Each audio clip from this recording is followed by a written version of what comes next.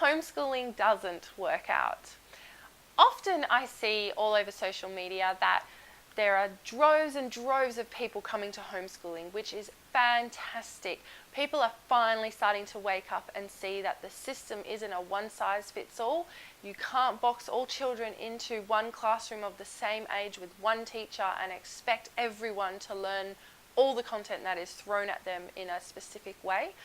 The world doesn't work like that. We have different sorts of people for a reason, otherwise life would be boring.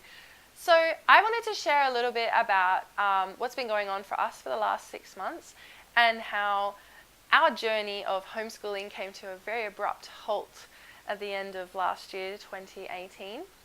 And we very suddenly found ourselves thrust into the world of schooling, which I honestly never thought I would be. For those that don't know me, my name is Rebecca Raitt, and I was a homeschooling mother of 2 with my eldest in kindergarten. And I'm also a teacher by background, but I decided to do teaching with the sole purpose of homeschooling. So we'll get to that a little bit later of why that doesn't really matter. You don't need a teaching qualification to homeschool. There's a reason for that, because homeschooling is not school at home. As much as it would make sense to flip that around like that, it's not the same at all.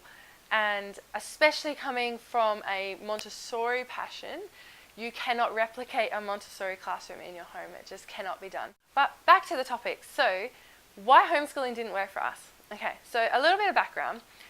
I'm a very passionate person.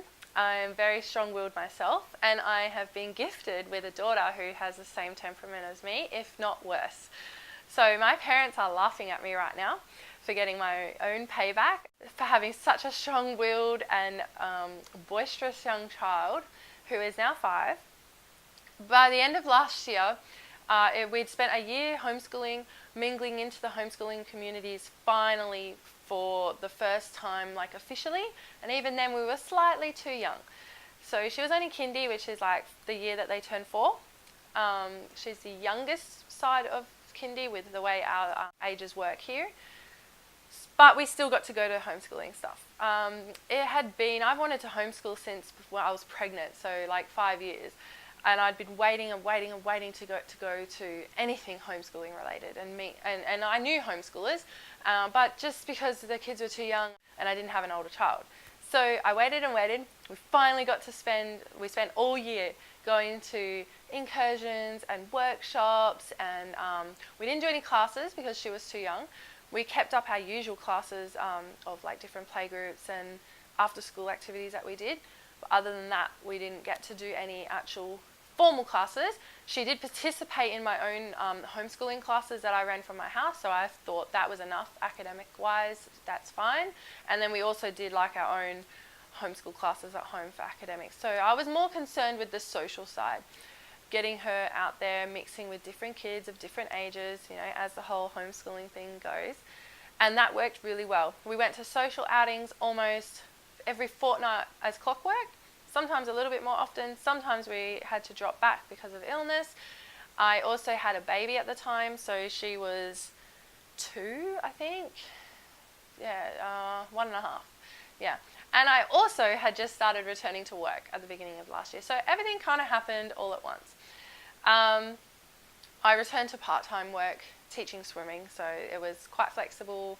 I did weekends and some relief work, and then I worked on the school holidays, and this worked perfectly with homeschooling. As the year went on, it got more and more difficult to get anything done. She academically is fine. She would sit for a lesson, that's fine. She would work through things, but I always had to be there. By the end of the year, her behaviour was just driving me up the wall. Like, it was just intense. And I was like, well, how am I supposed to homeschool you if you're not going to listen to me? We also had difficulties with socialising. We had spent a whole year getting into the homeschool community where we are, and we still hadn't walked away with any close friends. By the end of the year, she was really upset about not being able to have anyone to play with. We'd go to these gatherings and there wouldn't be anyone like quite around in her age range, or if we're talking Montessori terms, in her plane of development. So she was the upper end of the first plane of development, whereas a lot of the other kids were already in their second plan of development. So that's when they're over 6 years old, 7 years old. But yeah, by the end of last year, she was just so upset with not having anyone to play with, getting left behind. And she was picking up on that. She knew that these people didn't want to play with her. We live too far from people that I used to know homeschooling, and some of my really good homeschooling friends actually moved interstate. So we lost a big chunk of our friends that were right in that age range, which suited her really well. So I started to get really frustrated, and I was like, what are we going to do? She's not listening. It's just getting too much for me. So I ended up making the decision, along with my husband, who wasn't very keen on the homeschooling idea anyways. We decided to send her to school. But I was very specific that the only school I would accept was the local Montessori school, which was fine, so that she can go get socialised, which sounds really bad because we know that homeschoolers aren't unsocial at all. Don't get me wrong, that's not what I mean. Homeschooling people are the most social people that I know. They get to socialise so much because they have this big window of time that they can do it in.